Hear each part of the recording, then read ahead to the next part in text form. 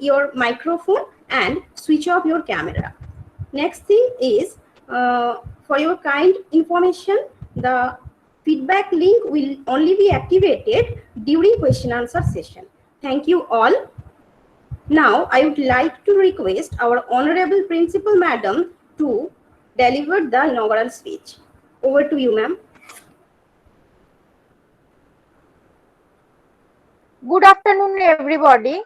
Respected resource person Dr. Shormishta Ray, Assistant Professor in Amity University. Respected teachers from different colleges, scholars, and my dear students who joined in this webinar. It is my privilege to extend my sincerest welcome to all of you in the webinar on development of aptamer-based selective localization of cold nanoparticles for early stage detection and future applications in therapeutic prevention of dengue infection, organized by Department of Botany in collaboration with IQAC of Srirampur Girls College. Nowadays, all of us are worried about coronavirus attack, and we always remain conscious about taking every precautions against this attack. But we should also remain conscious about the attack of dengue virus, because this is the season when the dengue virus spreads through the female mosquitoes.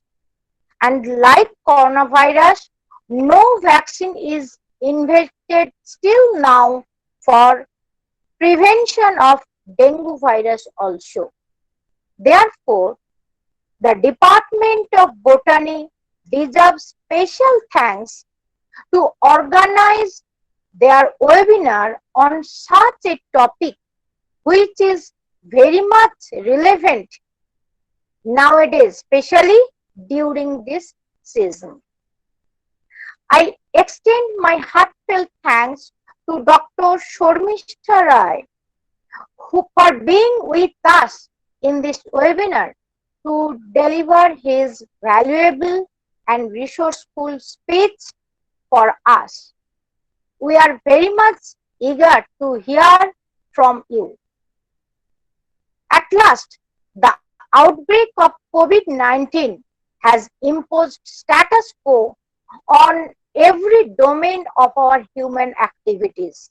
Still, we are trying to cope up with the situation through our online activities.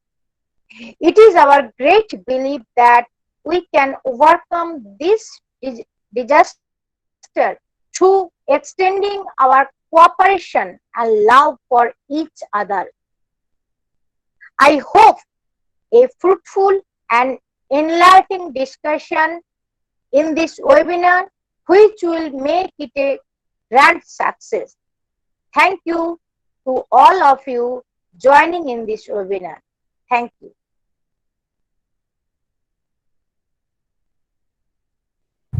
Thank you, ma'am.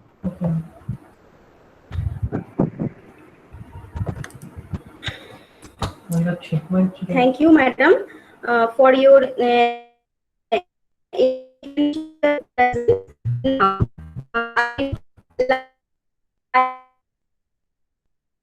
mathematics to have a couple of words and introduce our honorable speaker, Dr. Shormishta Roy. Over to you, Moirakshi ma'am.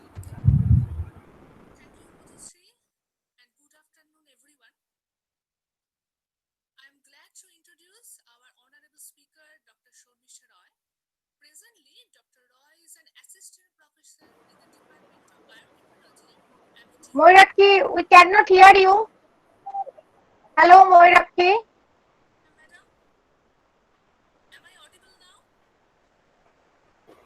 Hello, we cannot hear you.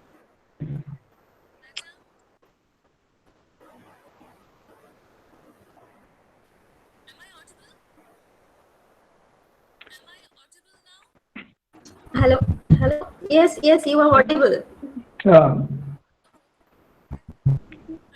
No, Madhusri ma'am, I think Yes. I'm Dr. Sandeep speaking. I think we cannot hear Mayurakshi ma'am, so I would Okay. request you to introduce our speaker. Okay.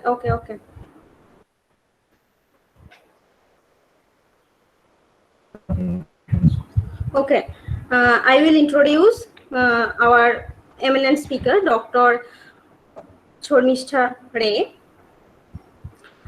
I would like to introduce our honorable speaker, Dr. Sarmishtha Ray. Dr. Ray is Assistant Professor, Department of Biotechnology, Amity University, Kolkata. Dr. Ray pursued her doctoral research as a DST Inspire Fellow under the supervision of Professor Dr. Surekha Kundu, Department of Botany, Baliganj Science College, CU, and got awarded in the year 2017. Her doctoral research was on molecular mycology and plant pathology. After completing her PhD, Dr. Ray joined Bose Institute as research associate under Professor Dr. Pallab Kundu. There she worked on NAC transcription factor in tomato plants. Thereafter, she joined as research associate in Saha Institute of Nuclear Physics in a project under the guidance of Professor Dr. Dulal Senapati. She delivered the best oral presentation in international conference on environmental nanotechnology for socio-economic development of India in 2018, sponsored by NSERC UCOST Dehradun, organized by DITU. Till date, she has published 10 research articles in national and international peer-reviewed journals. She also has 3 patents under IPR Act. Nowadays, she has submitted 2 projects. One is CRG shutdown special on COVID-19 and one startup research grant on NAC transcription factor in rice. Besides this, she is passionate about recitation and she can fluently speak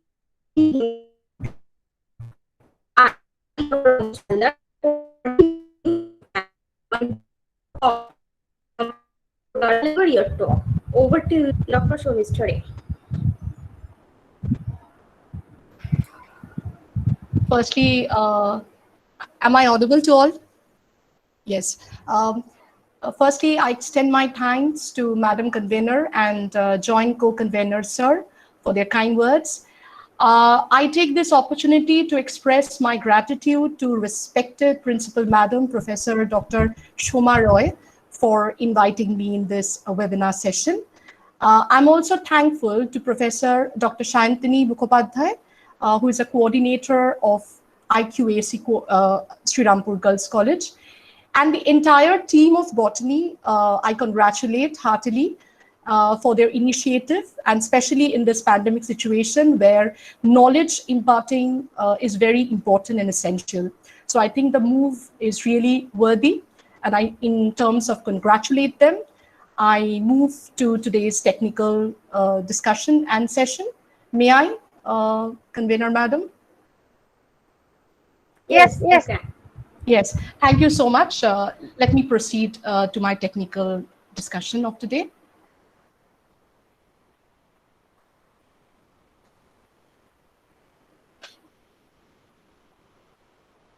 Okay.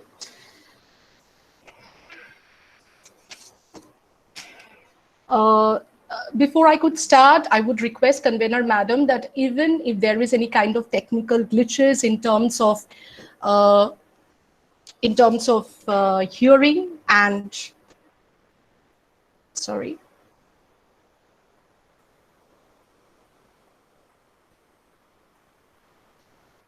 Yeah. I hope my slides are visible.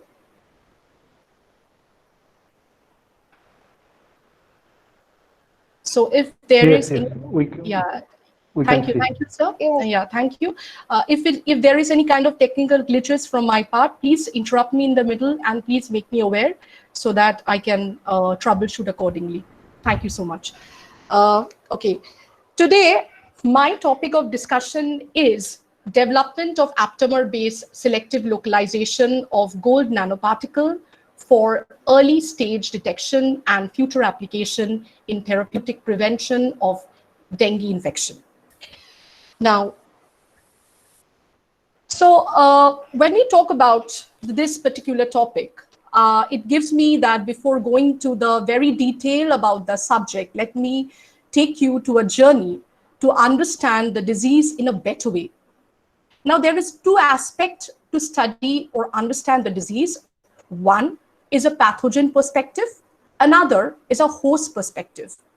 Now, when we talk about the pathogen perspective regarding the general facts of dengue virus, let me share with you that dengue is a mosquito-borne human pathogen that can cause about 100 million cases of dengue fever, leading to almost 500,000 cases of life-threatening dengue hemorrhagic fever, that is DHF, or dengue severe shock cases annually. So the cumulative disease burden of dengue has attained an unprecedented growth and proportion in recent time.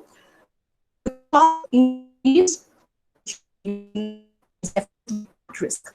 So you are able to realize the fact that how grave this disease is in terms of causing lots of health hazards and death. So an envelope, it's actually a positively stranded RNA virus with each of the viral particle containing a single copy of positive strand RNA genome with a structural proteins, namely the core, the membrane associated envelope. So genome that uses 7 non-structural proteins in of those. And seen eliciting against dengue, a form of neutralizing antibodies against the DENV. And it's very complicated because it is actually mediated by antibody-dependent enhancement infection. So the diagnosis of DENV infection is definitely based on the performance of either serological test, which is available in recent days, like we go for RT-PCR analysis or nucleic acid testing called NAT. So we have to wait until the virus replicates inside the host and cause infection for detection purpose. So you can understand that the problem that we need to address is that the primary drawback of these methods is that they are all dependent on active replication of the virus inside the host cell, followed by respectively by generation of adaptive host antibodies or sufficient production and release of NS1 antigen inside the virus particle. So there is no rapid diagnostic test which is available at present for dengue detection that will provide us a rapid and definitive diagnosis to beat the urgency in case of any of the outbreak. So even if you compare today's pandemic situation, that the early detection is very important, and that also must be very cost effective. So what should be our target? Our target is to design a cheap, sensitive, and rapid test requiring minimum instrumentation would definitely provide earlier detection of the virus at the clinical level and helping faster launch of remedial measures. Now that is our target that needs to achieve. Now coming to the epidemiological based perspective of India, first case of dengue-like syndrome, if you just study the timeline, was recorded in Chennai in 1780, right? So the first virology proved epidemic, which is dengue fever, which occurred in Kolkata, which date back to about 1963-64. And this is a vector-borne disease, which actually is a growing concern. And we can see that the first dengue hemorrhagic fever outbreak, as reported, was in Kolkata. And presently we have all 4 serotypes available in Indian population, and dengue 5 serotype, which is reported very recently. And we can understand that this dengue is now in a state of endemic disease in the 23 states of India. So its mortality rate is quite high, which is 10-20%. And, it causes a dengue severe syndrome, which is a shock syndrome, which is about 40% cases are there. So that is really very concernful and devastating. So now if we just see the environmental suitability for dengue occurrence and the projected data for consecutive years to come, that is from 2050 to 2080, you can see that there are 2 panels, right? So where in the region of 2020, you could see the red region shows the prevalence of the disease occurrence, where on the next panel, where you can see that there are certain forecasted years, where it has been segregated into 3 primary zones. One is a contraction, second is a stability, the gray one, and the red, which is showing the expansion. That means what? We see that the state of India remains to be in the same state in the terms of stability, but there is the incorporation of certain expansion of dengue in global perspective. And if you see the entire version, you will be able to understand that the dengue prevalency or the occurrence is actually mediated in the tropic and the subtropic region, specifically in the equatorial region in the global scenario. So in this way, the changes in the areas are classified in terms of risk compartment. Now, the timeline of dengue infection, which I discussed, that it dates back to 1960s, where India was first targeted and bombarded with this particular disease, and then the present day scenario. And India contributes about 34% to 40% of dengue cases among all the Asian countries. And according to University of Oxford, India has a maximum numbers of dengue cases in reference to the whole world. So, and the situation is really very grave. So talking about the dengue endemic areas, now you can see the Indian map, the geographical places. Now the risk, depending the segregation of this dengue area, is done on the basis of the risk factors. In several states, the risk factors are governed by certain anthropogenic activities. Mainly, the construction activities in some states are very high, maybe the road constructions or any other. Maybe the water storage practices are very high. Maybe population movement, the migration is very high. The heavy rainfall may be one of the cause of the dengue infection and its spread, and the vector abundance. So these all parameters taken into considerations are the main causes of infection to occur. So coming to this particular state, now the transmission, coming to the transmission cycle of the dengue infections. Depending on that, we can see that the transmission of the cycle of the dengue, which is primarily done by Aedes aegypti, a mosquito, female mosquito, it's primarily the incubation can be governed under 2 broad headings. One is the extrinsic incubation period, which lasts for about 8 to 12 days, and the intrinsic incubation period, which lasts for about 3 to 14 days. Now, what are these? Now, the extrinsic incubation period is a viral incubation period, which is between the time when mosquito takes a viremic blood meal and time when that mosquito becomes infectious. The intrinsic infection or incubation period is the time which is between a human being infected and the onset of the symptoms due to infections. So the extrinsic incubation period begins with the mosquito taking an infectious blood meal, definitely, from a viremic human host. And dengue which is present in the blood meal, then invades the midgut, it replicates, and eventually disseminates throughout the mosquito, which becomes infectious once the virus reaches the salivary gland, at which point the mosquito is infectious and thus it completes the extrinsic incubation period. So this incubation period actually provides a spatio as well as a temporal dynamic for dengue transmissions, which we will come to the following slides. How does the time period, the temperature, and the pH, these three prime factors really changes the conformation of and the dynamics of the dengue pathogen. Now coming to the vector and the intermediate host, primarily, as been stated, that dengue is transmitted by the female Aedes aegypti mosquito. And in India, Aedes aegypti is a main vector in most of the urban areas, right? So its temperature, it survives best in the temperature between 16 to 30, which is very ambient now. And the relative humidity is about 60 to 80%. So you can understand that the prevalence of the vector is in this particular temperature and optimized condition.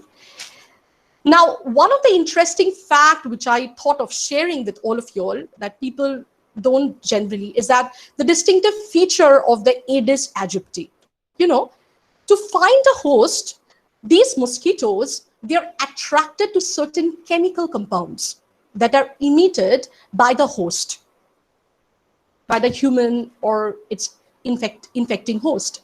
So these compounds, actually, the nature of these chemical compounds are mainly ammonia, carbon dioxide, lactic acid, and octanol. So you can understand even that the bite occurs at the early dusk or at the early dawn, specifically in the indoors, specifically in the shady nooks and corners of the area. The breeds in the areas of stagnant water, and the oviposition, that's a laying of the egg, is triggered when there is a fatty acids. If there is a stagnant water, you will find a film occurring, a film of bacterial population, which we refer as a biofilm. And during that course, if the fatty acid, the cell wall component of the bacteria, mainly the peptidoglycan and other organic matters, which gets degraded and comes in water, it triggers or it stimulates the female mosquitoes to lay their eggs. So now I think you can understand why continuously from everybody keeps on awareing, including from every side, from our health sectors, from our government sectors, we keep the notification updated that please don't keep stagnant water. It's a general awareness. Don't store water unnecessarily in the buckets, and specifically the stagnant water, whether it be a fresh or contaminated, doesn't really matter. But a growth of a biofilm, which cannot be observed in the naked eyes, can lead to the stimulation of female mosquitoes in terms of laying their eggs. So that's very important. And it's definitely an awareness, a social awareness that must be inculcated in everybody. So it can transmit the infection thus by means of transovirally, and these are the distinctive features of Aedes aegypti. Now, this is the general symptoms of dengue, which is a basic symptoms. We all know that it's a febrile phase, basic symptoms, which comes of headache, severe fever, runny nose. But the major one that needs to be highlighted is at the vascular symptom level, where there is a plasma leakage, leukopenia, thrombocytopenia, where the platelets, coagulates. And, there will be certain complication in terms of intestinal bleeding, the swelling in the liver, gallbladder thickening, hemorrhaging, and altering the hematopoiesis. That's very complicated, and that leads to the dengue severe shock syndrome, and that's really very fatal. Now, the clinical stages of the dengue can be classified into four major types. Now, firstly, the undifferentiated fever, the classic dengue fever, dengue hemorrhagic fever, and dengue shock syndrome. Now, the dengue virus infestation is actually divided into two parts. Like today we are talking about asymptomatic, symptomatic. So similarly, because these SARS-CoV-2 and dengue, they are all falls under the major group of positive stranded RNA virus. So you can understand that from this, that they are very important in terms of understanding. So their segregation in terms of manifestation can be done into broad, wide heading, that is asymptomatic and symptomatic in nature. So when we say symptomatic, we can segregate that into undifferentiated fever. We can say it's a dengue fever and it's a dengue hemorrhagic fever. So the dengue hemorrhagic fever, which is definitely the plasma leakage, it can be further divided into two broad headings. That is the dengue hemorrhagic fever 1 and 2. And finally, the dengue severe shock syndrome, which is fatal and leads to death. Now, the dengue fever, which can be further divided into normal, unusual hemorrhage and no hemorrhage. So these are the two categories. So if in course of time, if early detection is there or remedial measures are being taken, then we can address this dengue fever in a better way. Because as at present, as I rightly stated, that we have to depend upon the stable establishment of the virus inside the host. We have to wait till there.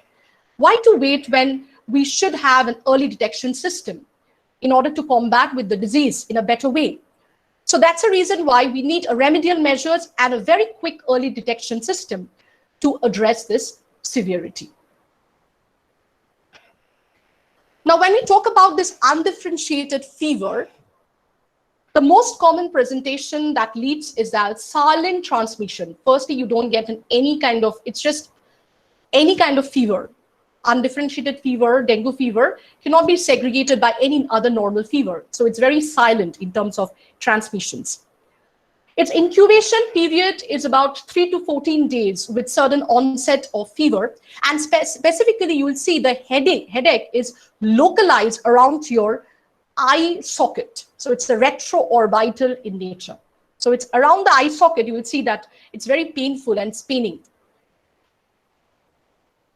Undifferentiated fever actually leads to certain symptoms, like you see that different stages of illness, specifically the maculopapular, the erythromatous and petechial rashes are being seen.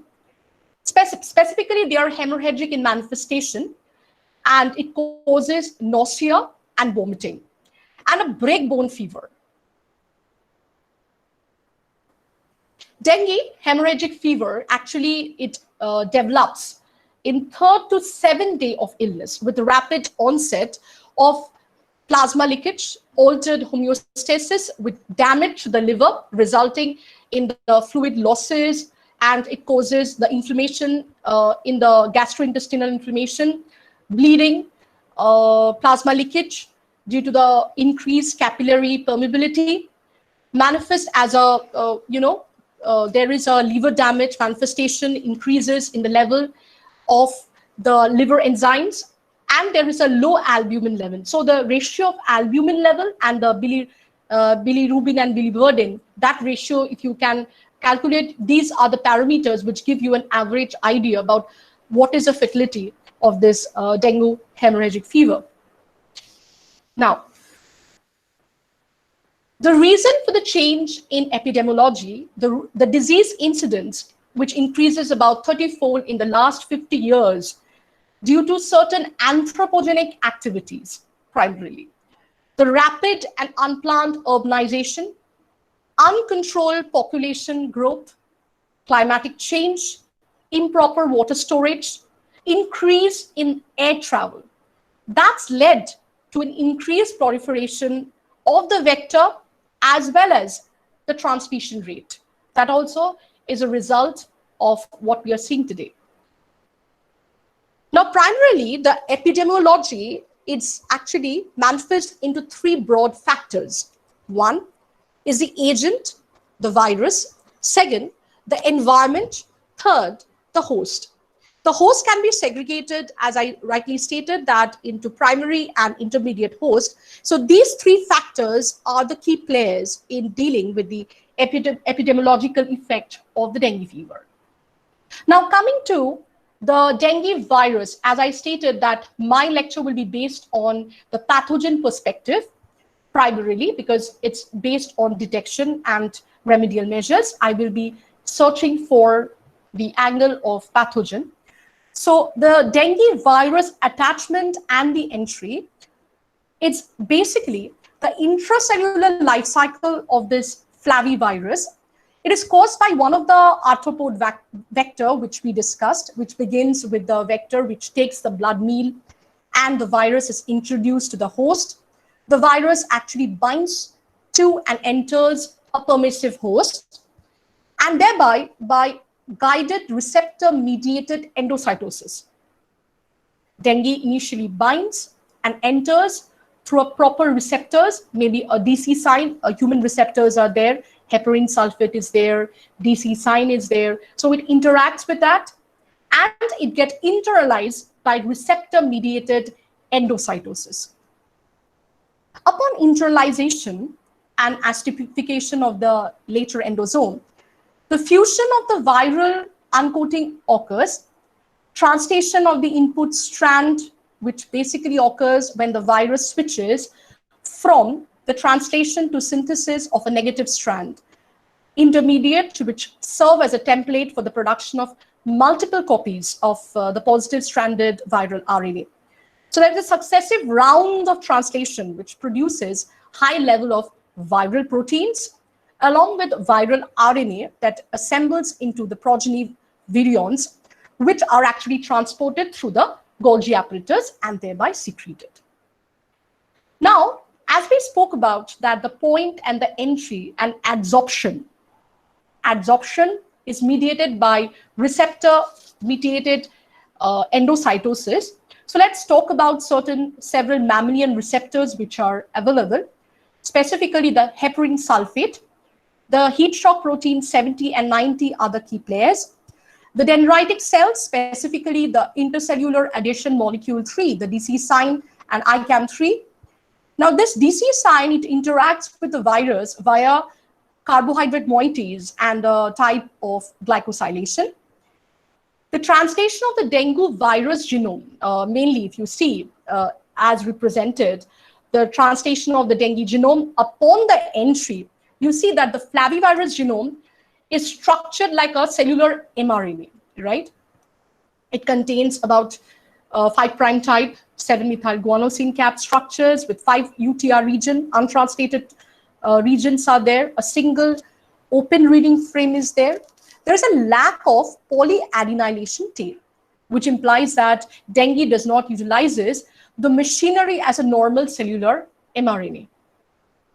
So the 3' UTR of the dengue exhibits to confer very similar properties of polyadenylation.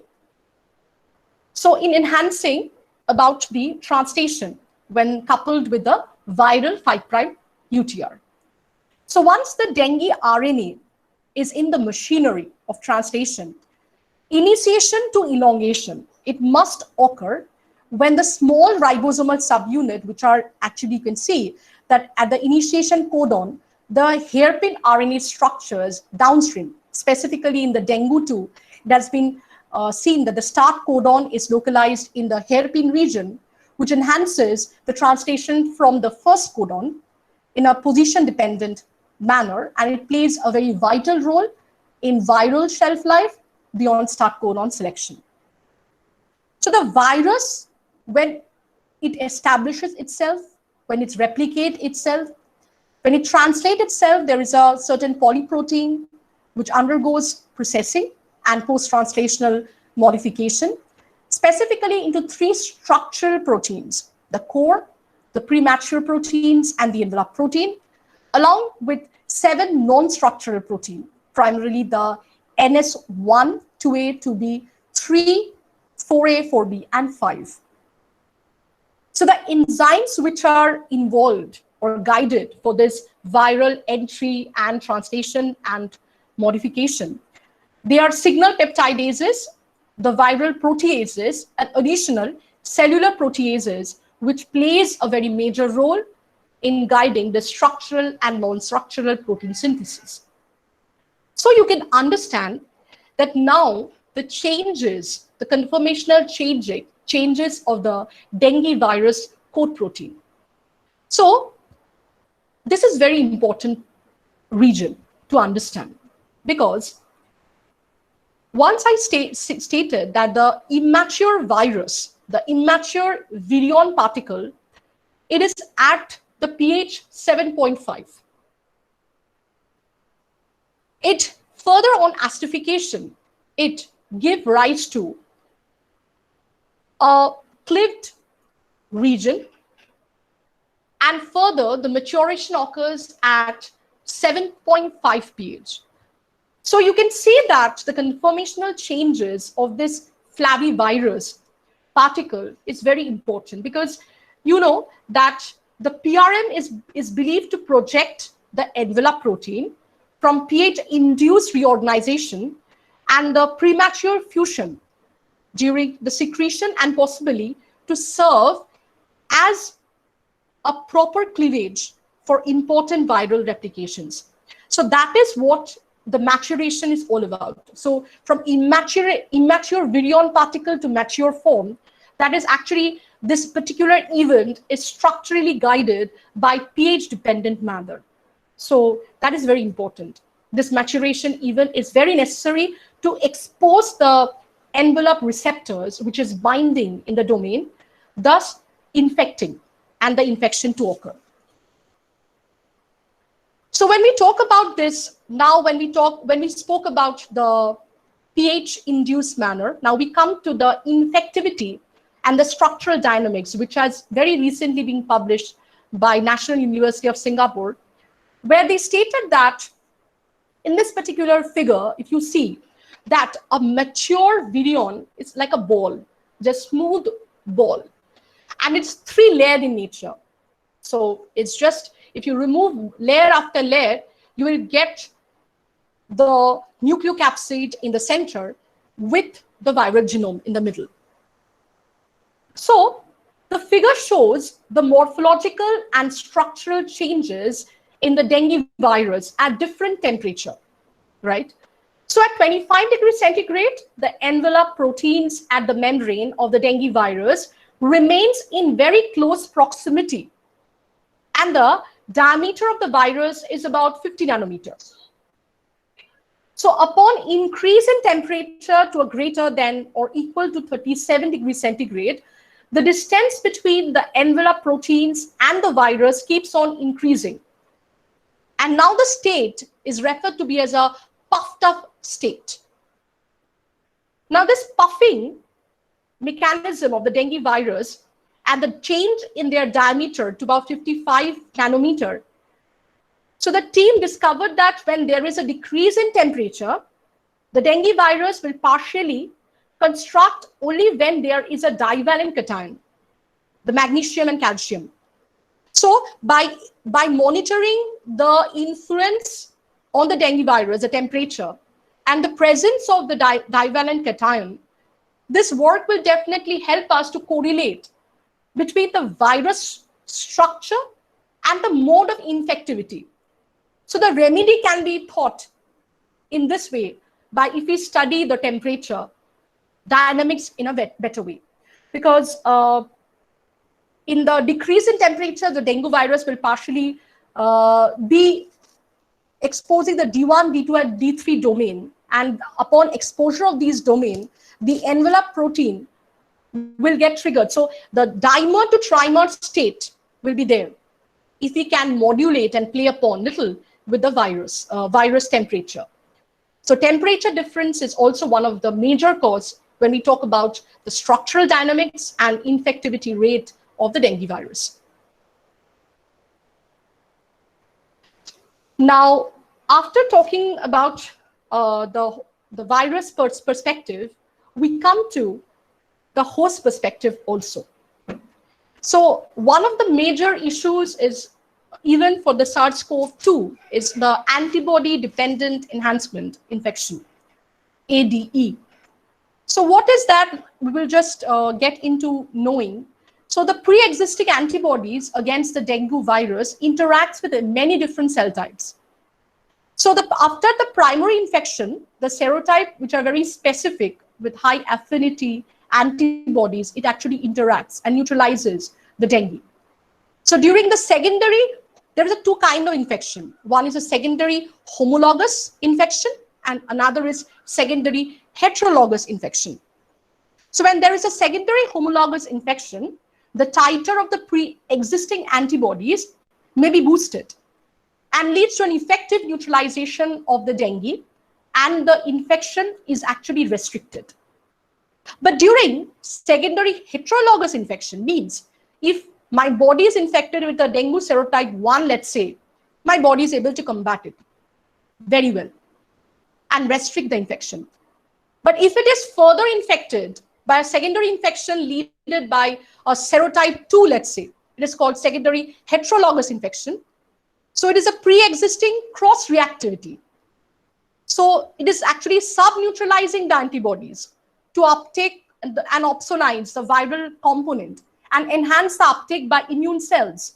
Okay, so resulting in replication and the phenomenon that is actually well seen, and it is referred as antibody-dependent enhancement. Infected cells can have an excessive cytokinin leaking, which today also, if you see the journal of SARS-CoV-2, cytokinin storm, people are saying that.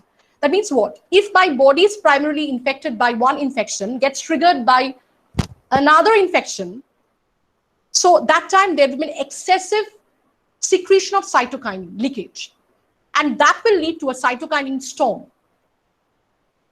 So that is very fatal. Even if you see the mast cell, the mast cells which are very key players in terms of recognition and immune response, can recognize the antibody-bound viral particle, leading to the degranulation. You can see how it is degranulating. It is caused due to the killer cells.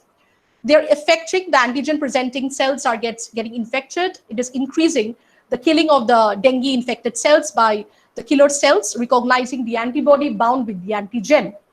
Now, this cytokinin and the protease can lead to an increased vascular permeability and thereby the leakage during the dengue infections. So during the secondary infection through the antibody-dependent cellular cytotoxicity, where the antibody which are actually bind to the surface receptors of the dengue infected cells results in cellular lysis by certain cytotoxic natural killer cells, as I represented, and the release of certain cytotoxic granules, specifically the cytokinin, which leads to the antibody-dependent cellular cytotoxicity. Now, yes, the reason why I thought of sharing, because my viewers are a broad spectrum, students are also there. So taking that into mind, I thought of sharing it with you, what is aptamer all about, because one of the mode of detections of study is aptamer. So what are aptamers actually? I think all of you all know about the PCR, the oligo that we basically use for the PCR technique. So these aptamers are actually, they are synthetic, they're oligonucleotide sequences. And their single-stranded DNA or RNA ligand binding occurs. And this ligand binding is basically not as a normal, in the PCR, what we do is that complementary base pairing occurs. We have a template and there's a complementary sequence which are designed based on the primers, and it binds and then the amplification occurs. It's not like that. But the aptamer's interaction with that of the ligand is at the very chemical level. That is what? That is at pi-pi stacking. It can be covalent interaction. It can be van der Waals force of interactions. So in that way. And we study the interaction with a software, just for your information, referred as an Enfold software. Now this M-Fold software give you an idea about where is the hairpin, because as I stated that the hairpins are the places of recognitions and interaction with that of the domains. Basically in my study, we have designed the aptamers based on ED3 domain, because this ED3 domain is a domain, envelope protein domain, which is involved in viral attachment and entry. So we are targeting the virus at the very preliminary stage. So that's a reason why the role of aptamer comes into play. The term aptamer literally means in Latin is to fit, okay? Aptas means to fit, which reflects two components. One, the ability to fold into complex structure that is recorded by M-Fold software, and to bind with a very high affinity at a very, very low nanomolar level or picomolar level, you can understand. So the amount of aptamer used is very low. So they're also the cost effective. So if you buy an aptamer for once, you can actually do several experiments altogether, and very specific for their targets. So what are the primary advantages then for the aptamers for use in this rapid diagnostic applications? High thermal stability, tailored specificity and affinity, ability to generate aptamers to almost any epitope, even non-immunogenic epitope, scalability production. So all these are the advantages. People previously, if you see certain studies, people used to use antibodies in terms of interaction and detection purposes rather than using nucleic acid aptamers. But you know, the antibodies which I highlighted, that they have certain clinical complications also, because efficient penetration is required. Then you know, there can be certain immunogenic triggering, then cost effectiveness, short production time. So all these things are there. So antibodies are not into, I should not say in that way, but certain parameters are there which we avoid for the antibodies. But I think nowadays, now people are actually prone and people are actually going for the aptamer study because they are very much reactive and very stable in the way. So why did I go for DNA aptamer but not the RNA aptamer? The reason behind is that the DNA aptamers is basically relatively, I'm looking for stability. Because of the CH bond which are present at the 21 position of the deoxyribose sugar of the DNA moiety, it is actually very, though it's a bit less reactive, but it's very stable. But the RNA aptamers, they are very chemically unstable because the presence of a reactive hydroxyl radical at the 21 position of the ribose sugar. So that's the reason why we actually didn't go for the DNA aptamer, RNA aptamer study. We selected the DNA aptamer because, and they're also less expensive. So now the reason is why gold? Why gold?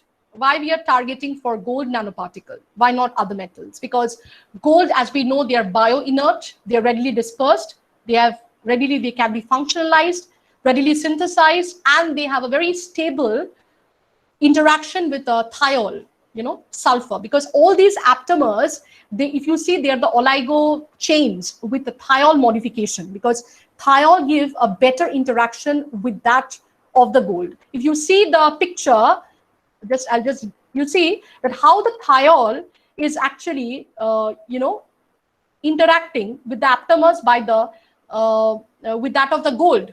So S bond is there linked with the thiolated aptamer, which is hanging, and it is interacting with the gold nanoparticle. So that's the reason why I chose gold. Now coming to the rationality of my study. What is the relevance of my study? Now, the goal is that if you see the schematic representation, whatever I talked about regarding the viral entry, attachment, replication, etc., you will see that I talked about the virus being immature and mature form, a dimer to the trimeric form. So when a virus is infectious, it is in a dimer state, it internalizes, gets converted to trimer, and then the release of the viral genome occurs, where the replication and establishment occurs with that of the host genome. So if we could manipulate that, okay? And we can create a nanoscopic or nano-localization therapy without affecting majorly the physiological status of the host present. It can be a better therapeutic approach to dengue infections. So that was our study. So what we did is that we synthesized gold nanoalloy, which will come. We have designed the DNA aptamer, which are with a thiol-based chemistry. We have locally acidified, because on interaction with that of the gold nanoparticle, you can see that we have designed the gold nanoparticle, which is negatively charged, which are capable of altering the local pH at the nanoscale level. We targeted the dengue virus, and upon interaction with that of the aptamer conjugated nanoparticle, due to a larger exposure of the negative surface, it created a nanoscopic acidified environment and enhanced electric field. And with that, it tried to increase the concentration of H+ radical. And so the multiple nanoparticles bounding with each of the virion particle would create an acidic microclimate around the virion. And that will actually change the quaternary structure of the enveloped glycoprotein from dimer to trimer. So when we are doing it outside only, so when the trimer now tries to infect, will not bind with the receptor properly, because the receptor will not recognize the trimer. It will only recognize the dimer, because we have already, with the help of our therapeutic approach, we have converted the virus from dimeric form to the trimeric form. So the envelope in its trimeric form is now incapable of binding with the receptors on the host cell surface. Therefore, this transition would thereby prevent the entry of the virus inside the susceptible cell. So this is our remedial measure and also detection also. So coming to my research, we have done the fabrication of gold nanoparticle by synthesizing gold nanoalloy. So what we did is that we first, we plan to synthesize our proposed silver gold core shell nanoalloy in a 3-step protocol. We prepared first a gold seed. After the gold seed, we synthesized a nano template from gold seed. We prepared the silver gold nanoalloy.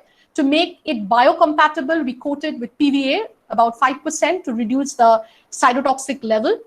And you can see that with the had stem image that the outside is silver, which is demarcated by the blue, and inside there is a presence of the silver. So now coming to the aptamer base study. So now our target was to generate a nanobioconjugate. So you can see that the negatively charged gold nanoparticle, which are capable of binding with the dengue virus, and through the specific aptamer conjugated to these nanoparticles, the modification of the nano surface to make it biocompatible, and after the surface modification with the thiol-based click chemistry, based on ED3 domain, we designed the aptamer. And since the dengue serotype profile, which is extensively, extremely is dynamic in India, we actually customized this aptamer at the 5' and 3' ends. We have actually added that thiol in both the end, and we have actually done at different concentration. But we saw that the best optimized concentration was 1:4. The reason why is that you will see this nanobioconjugate exposes, now the ring is the aptamer, and the centrally localized one is the gold. So it is like a ring, the ring protruding out with the gemstone. The gemstone is a gold nanoparticle, and surrounding it is the aptamer. So our conviction is that the aptamer will detect the ED3 domain of the dengue virus, and the gold will interact with that of the dengue virion particle and will create a nanoscopic acidification, a localization, so that it can actually prevent from further infection inside the host cell. So that was our strategy about conjugation of DNA oligoaptamer. So we studied with different concentration with 1:4, 1:6, and 2:1. 1 means gold, 4 is the aptamer that we used, and we standardized that 1:4 is the ideal condition. where we used this concentration for our further study. Now, this is the electron microscopic image of dengue. Now, the topmost part of the electron microscopic image of the dengue, which is a spiky form in nature. So dengue, when it is inactive, it is a bit spiky. And when it is smooth wall, it is actually infectious, and it is called active virus. So, so these are conformational basis changes that we have actually observed with AFM and electron microscopic images depicting the dengue virus conformational change. Now, coming to our electrochemical detection system.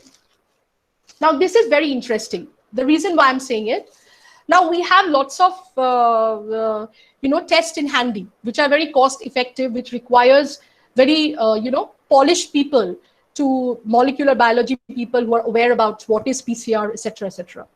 But for a layman to understand what the detection could be done, if you just teach even a person, a technician also, he can easily do this system. And this particular electrochemical setup is portable.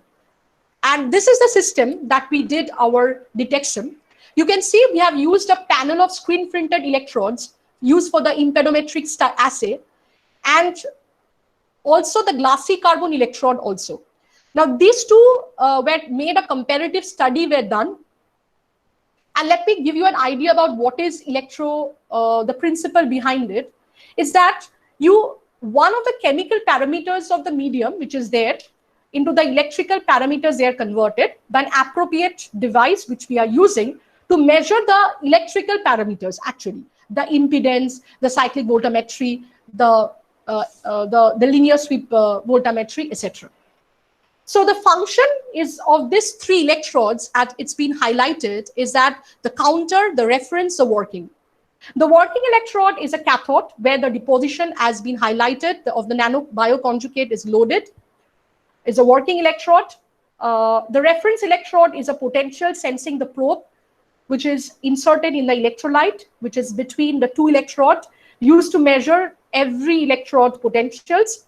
The counter electrode is required to complete the circuit and allow the charge to flow, right? And we made a comparative study. So this is the steps. We actually, for studying, we not only used the real sample, but also we studied with the inactivated sample, because you have to get into this, that if you inactivate the virus also, with Soralin we have done this inactivation. If you do this viral inactivation procedure, the antigenic, the immunogenic epitope actually is intact. So that is not hampered. So detection can be done even if your virus is inactivated. So that we first studied with the inactivated virus using this particular protocol. And so for the detection of the dengue serotype by the electrochemical method to determine, we studied through the cyclic voltammetry, we studied through differential pulse voltammetry, we used the impedance using the electrochemical workstation. The glassy electrodes, the carbon electrodes, we use for this particular case as a working electrode for the electrochemical measurements. And then this gold tagged aptamers were used as a nanobioconjugate, which are drop casted on the electrode surface as shown at room temperature. And then they were observed through these studies that increase in the amount of viral load leads to the decrease in the current response. That was our principle behind. So if the viral concentration, if you see, it goes on increasing, then it will hinder the current flow. And then there will be, with this indicates a binding of the virus with that of the nanobioconjugate. And so when there is an interaction occurring with the virus and the aptamer, then there will be decrease in conductivity naturally. So the binding can be via adsorption or intercalation. So higher amount of viral load actually causes a greater adsorption on the modified surface, thereby hindering the electron transfer. And you can see that we have used several dilution technique for this particular. We have not only used the DMEM for the cultured medium, we have also spiked it in human blood sample. Finally, this is quite interesting that we studied the impedometric method, where we observed that by this Nyquist plot shows that the distorted semicircular delta RCT actually provides the charge transfer resistance. Because the RCT value, if you must keep in mind that when it increases or rises, that means it indicates that the dengue virus is very easy interaction. So we have also studied the cross reactivity, means if dengue serotype 2 is also there and dengue serotype 3 is also there, because our aptamer is designed for dengue serotype 2, then this cross reactivity, we will be able to check it or not. But we saw that, yes, we were able to study with the impedance response that mixture of these two viruses also gave a very good results and a very potential result. Even we studied the various interaction, the cross reactivity, even with certain, certain bacteria also we kept in, like Staphylococcus, E. coli, Haemophilus influenza, and dengue serotype 1 and 3 and 2 all together. And then also we did the experiment and we saw brilliant result which showed a successful adsorption and intercalation of dengue serotype 2, detecting it perfectly even with the admixture solution. So this was our target of specific detection. Now just a very brief synopsis about our future goal that we are heading to. Now the virucidal activity with my silver gold nanoalloy. Now my nanoalloy has a very important property. One is that it also creates a acidic nanolocalization, and also it leaches out silver. If it leaches out silver, then silver is toxic. It will kill the virus. We believe in that. So the cytopathic effect, if you see, starting from A, B, and C. Now these are the virus infected with varicella. Now varicelles are actually used to study the infection, and for propagation we use C636 cell line of mosquito hybrid line. Now A to C panel shows us that the cytopathic effect at different viral serial dilution from -1, -3, and -5. And you can see that B and C does not show any fluorescence. The reason why? Because all the virus which are present inside the varicella line was killed with the usage of this nanoalloy, and we can actually quantify that with percentage relative fluorescent intensity. And we also studied the comparative with other nanoparticle also. We studied with trisodium citrate, gold nanoparticle, we studied with silver nanoparticle. And then after that, we came to the conclusion that silver nanoalloy could be an important tool, not only for the detection purpose, but also a future goal towards remediation. And this was represented in our future goal analysis for virucidal characterization of our nanoalloy. So summary of this entire presentation is that direct detection method nullifies the necessity of using NS1 antigen test as done in ELISA method. Need not to separate viral RNA. It is very cumbersome as used in RT-PCR. It eradicates the requirement for expensive usage of enzyme, because in PCR, very expensive enzymes are used. So we don't require this. Very simple. Sample requirement is also very negligible. Virucidal activity is exhibited by target-specific nanobioconjugate. So henceforth, I acknowledge, I'm very grateful to my university, our honorable founder president, sir, to all our higher authorities, our sincere thanks for our Pro-VC Chancellor, Madam, my departmental head, and to all my colleagues for their encouragement. I'm also grateful to my postdoc guide, Dr. Shenapati, Shah Institute of Nuclear Physics, whose idea and inception and motivation in this project is really worthy. All kind of dengue-related troubleshooting, aptamer-based work, workspace, everything was actually guided us by Dr. Bhattacharya at PHSTI, Dr. Shaduka at NICED, Kolkata, and all to my esteemed colleagues at Shah Institute of Nuclear Physics. Without their help, I think the entire project would not reach to such a success. And with this note, I conclude my lecture. Thank you so much once again for listening patiently to my talk. Thank you so much.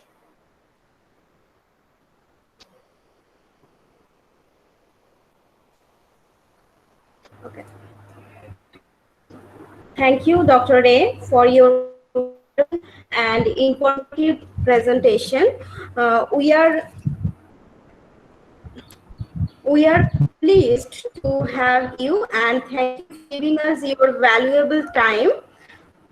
Now I would like to start our technical session with the permission of our webinar committee. Can we start our question answer session, Dr. Ray? Yes, sure. Please go ahead. I would be happy to take questions. Okay. Thank you. So the first question is from Dr. Somnath Mondal. Yes. He shared lots of information and nice presentation. Can platinum nanoparticles be used instead of gold nanoparticles? Well, yes, of course, because I have not actually seen specific reports regarding platinum nanoparticle, but definitely platinum nanoparticles, they are very less cytotoxic in nature. Am I audible? Am I audible, Madhushri? Yes, Yes. Yes. So Yes. platinum nanoparticle could be one of very important, technique. I mean, for usage as a nanomaterial, as a metal, I think, because it is also bioinert in nature, is very less cytotoxic, and it can be a brilliant way to use platinum nanomaterials in place of gold. Yes, it can be used, but much work has not been done yet. Okay, thank you. The next question is from Dr. Satyavati. He asks that, is anything easy calculation for XRD? No, easy calculation for XRD. I think traditional method is worthy because for publication.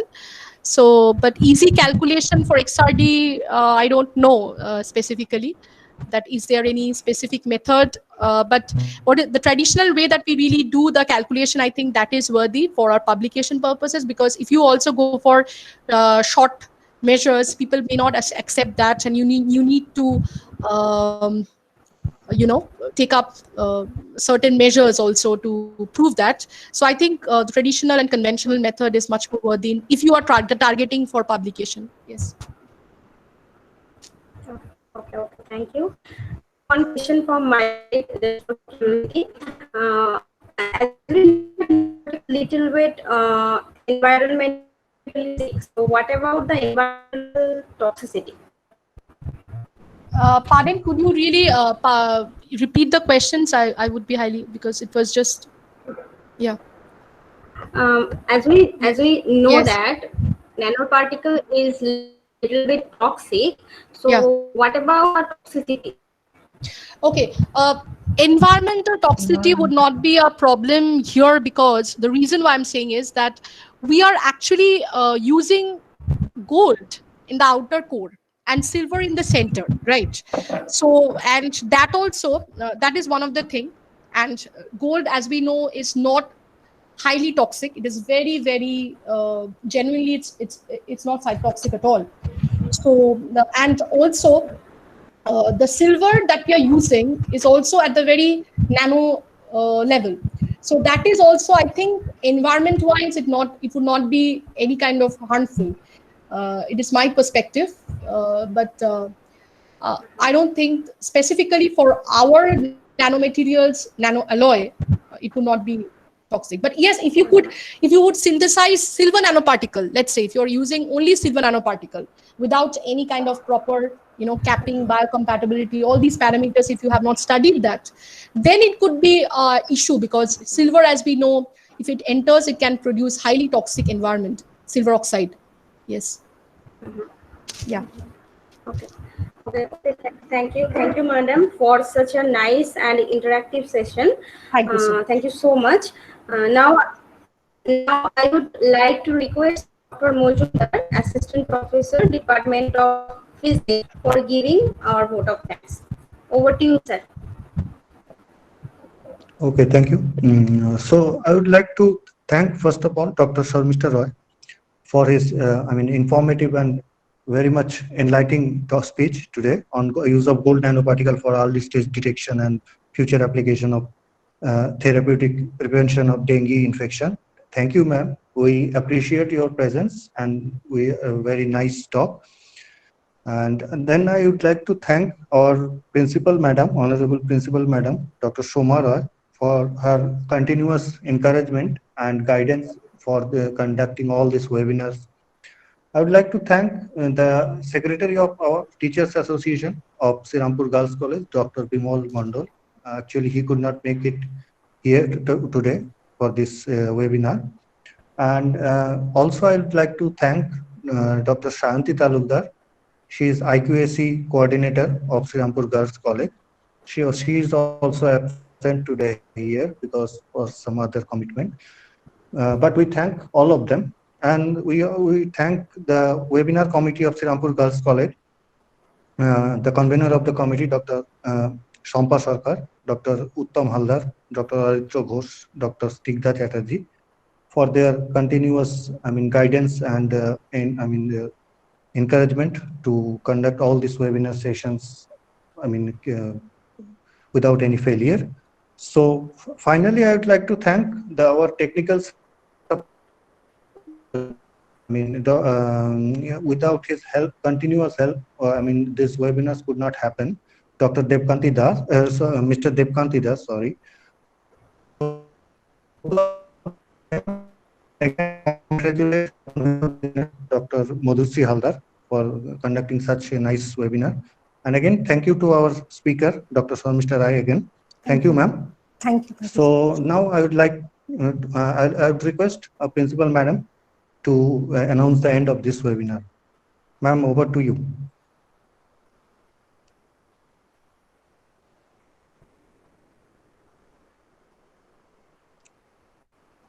Madhusri ma'am, principal ma'am is here. Yes. 1 second. No, ma'am is not there. So. Oh, maybe she has please, left. Then. Yes.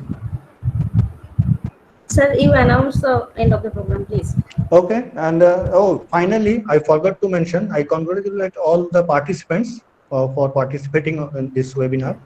And your feedback form is in the chat box, so you can fill up the feedback form, you will get your certificates. And thanks for joining us today. So with this, I would like to end this webinar. Thank you all.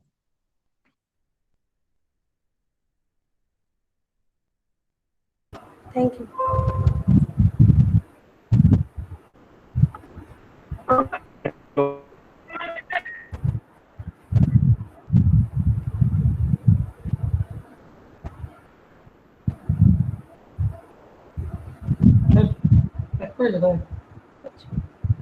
দিদি tape করে গেছে